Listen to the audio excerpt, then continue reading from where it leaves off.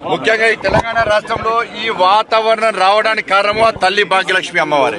ఆ తల్లి దయతోనే ఈ తెలంగాణ రాష్ట్రంలో ప్రతి భారతీయ జనతా పార్టీ కార్యకర్త, ప్రతి ధర్మ రక్షకుడు ఈ తెలంగాణ రాష్ట్రంలో రామరాజ్యాన్ని రావాలని చెప్పి, గొల్లకొండ కిల్ల మీద కాశీబ్జండను రెపరెపలు ఆడించాలని చెప్పి ఒక విశాల దృక్పథంతో ఓ లక్ష్యాన్ని ఎంచుకొని ఈ తెలంగాణ రాష్ట్రంలో భారతీయ జనతా పార్టీ కార్యకర్తలు పనిచేస్తున్నారు.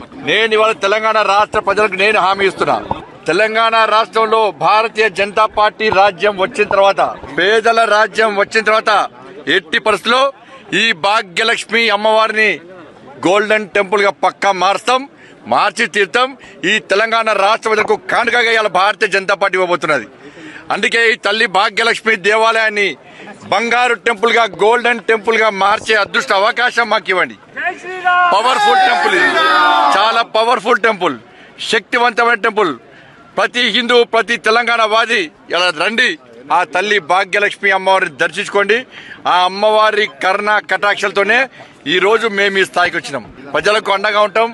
అభివృద్ధి విషయంలో గాని, తెలంగాణ రాష్ట్రంలో కార్యకర్తలను కాపాడుకున్న విషయంలో గాని, ప్రజలను కాపాడుకున్న విషయంలో ఎట్టి పరిస్థితుల్లో అందరం కలిసిమెలిసి మీ ముందుకు వస్తామని చెప్పి ఈ సందర్భంగా తెలియజేస్తూ భారత్ మాతాకి జై, జై శ్రీరామ్.